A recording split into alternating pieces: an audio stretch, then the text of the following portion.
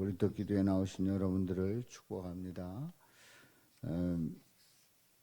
행복한 삶의 충전소, 가정이라고 하는 주제로 함께 은혜를 나누고 있는데요. 우리가 이 가정을 통해서 이루어지는 그러한 우리 하나님의 뜻을 함께 은혜 나누면서 이제 오늘 주시는 말씀을 통해서 용서와 화해로 회복하는 그러한 가정이라는 제목으로 함께 은혜를 나눕니다.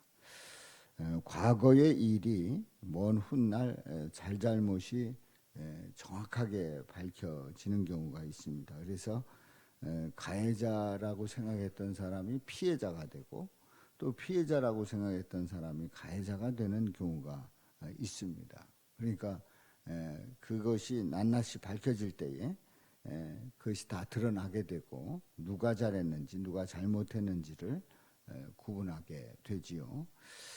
그렇다고 하면은 이제 피해를 입은 그 입장에서 볼 때에 아주 억울하게 당했던 거고, 그리고 억울하게 당했으면 모든 일을 되갚아야, 원수를 그야말로 갚아야 속이 시원하고 그리고 풀려 나갈 겁니다. 그야말로 그 당했던 그러한 일들을 그대로 다 갚아줘야 시원할 것 같은 그런 생각이 얼마든지 들 수 있습니다. 이제 가정 안에서도 뭐 크고 작은 일로 인해서 이런 경우가 있지요. 그런데 반드시 그럴 필요가 없다는 사실을 오늘 이 본문을 통해서 깨닫게 됩니다. 피해를 입고 당한 만큼 되돌려 주는 것이 아니라 오히려 놀라운 그런 반전을 통해서 그것을 풀어가게 되고, 결국은 그런 억울한 것들을 누가 풀어주시는가? 바로 하나님이 풀어주실 때에, 하나님께서 역사하실 때에 더 정확하게 풀어가고, 그리고 그것에 대해서 분명하게 잘잘못이 드러나는 경우가 있단 말이지요.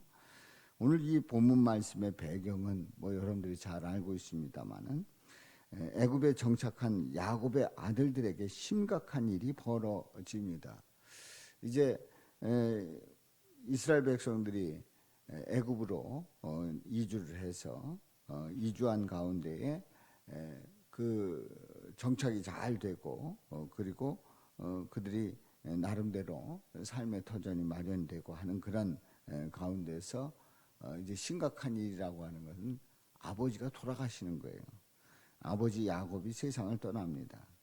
남아있는 야곱의 그 11명의 아들들, 이 아들들은 모두가 다 요셉이 두려웠습니다. 그래도 아버지 계실 때는 아버지 그늘에서 요셉을 보게 되기 때문에, 그래도 아버지 때문에 보호받을 수 있다는 그런 생각을 하고 있었습니다만은, 이제 아버지가 돌아가셨을 때에 이 요셉이 두려운 거예요.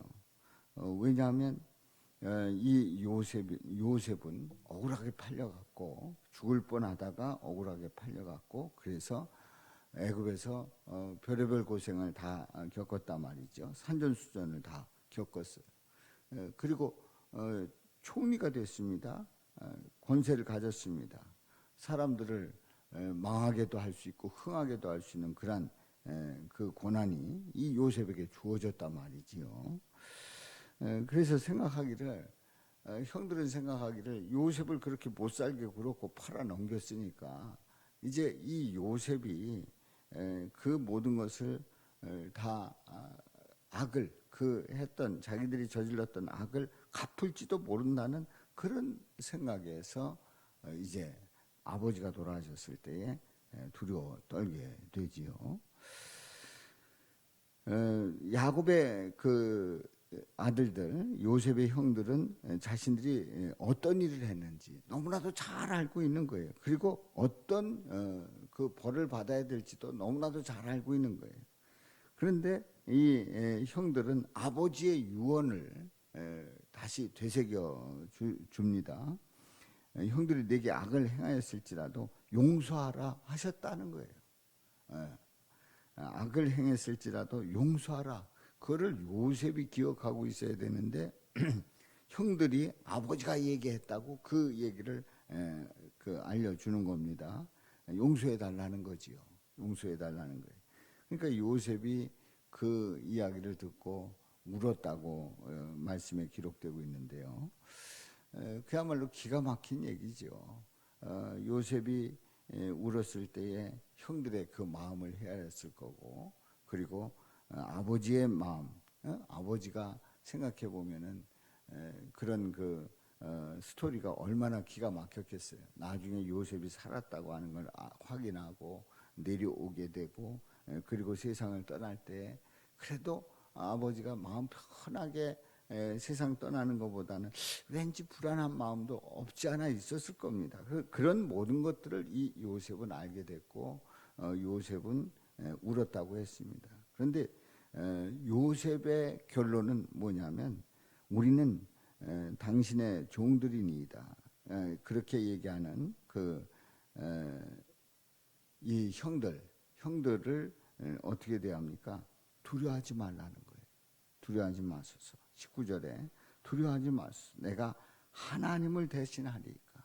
내가 하나님을 대신하리이까. 당신들은 나를 해하려 하였으나 하나님은 그것을 선으로 바꾸사 오늘과 같이 많은 백성의 생명을 구원하게 하시려 하셨나니, 많은 백성을 구원하시기 위해서 이런 일들을 하셨다는 거예요. 하나님께서 하셨다는 거예요.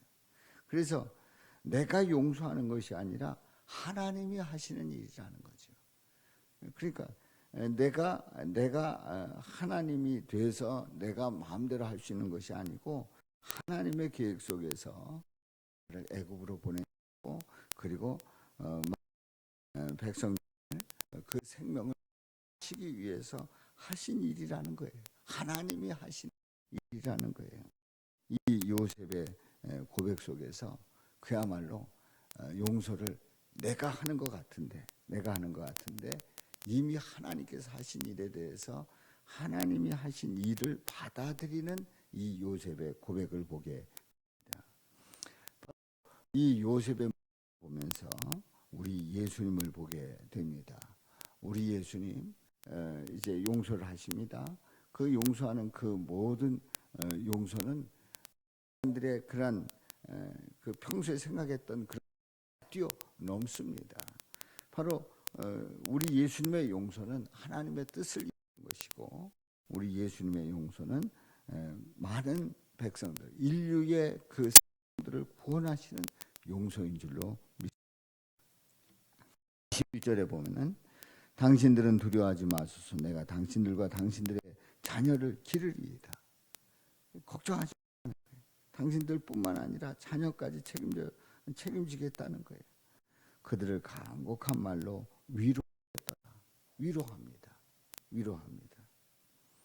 그야말로 선으로 갚는, 용서하는 요셉의 모습을 보게 되지. 악을 선으로 갚는다는 게 이게 이 인간적으로 볼 때 승질나는 거예요. 모르는 거예요. 속상한 거예요. 아닌 거예요. 그런데 하나님께서 하시는 그런 계획 속에서 하나님의 뜻을 이룬다고 하는 그러한 면에서 볼 때에 악을 손으로 갚는 것이 조금 더 손해 보는 것이 아니고, 우리 하나님께서 하시는 일이고, 하나님께서 하시는 일을 때로 순종하고 믿음으로 행할 때 우리 하나님 복되게 하시고 더 큰 은혜를 부어 주십니다. 그렇습니다. 어찌 보면 가정마다 다 살아오는 그런 있고, 그리고 또 대소사가 있죠. 크고 작은 일들이 있습니다. 좋은 일로 대소사가 있다고 하면 괜찮은데, 좋지 않은 일로 인해서 대소사가 있을 수도 있습니다. 그래서 보면은 다른 누가 아니라 가정에서, 가족 안에서 친척끼리 철천지 원수된 그런 가정도 있고요. 그래서 장례식 때가 되면 그야말로 치고받고 싸우는 그런 일도 벌어집니다. 아무튼 이런 상황 속 하나님께서 가정을 어떤 뜻을 가지셨는가 중요합니다. 지금 이 상황에서 하나님 하신 일이다라고 요셉이 해석을 했을 때 모든 게 다 풀리는 거예요. 정말 나는 고생했고 나 그때 너무나도 억울했다. 너무나도 속상하다. 이렇게 해석을 했다면 이게 풀리지 않는 거죠. 이들은 이제 반쯤 죽는 거예요. 어쩌면 자녀들은 나가고. 그런데 하나님이 하셨다. 하나님께서 나를 이렇게 보내셨고 그래서 를 구원하게 하셨다. 하나님께서 나를 이렇게 연단시키는 과정 속에서 그런 일들이 있었다. 이렇게 해석을 하면 이 모든 게 다 풀리는 거예요. 그렇습니다. 우리 가정에 우리 가정들에서 악을 손으로 갚게 하시는 그러한 역사 넘치시기를 축원합니다. 알고 보면 내가 하는 일이 아니라 예수님의 일이기 때문에 순종하고 저에서 하나님의 뜻을 이루어 가실 수 있는 복된 가정들 되시기를 주님의 이름으로 축원합니다.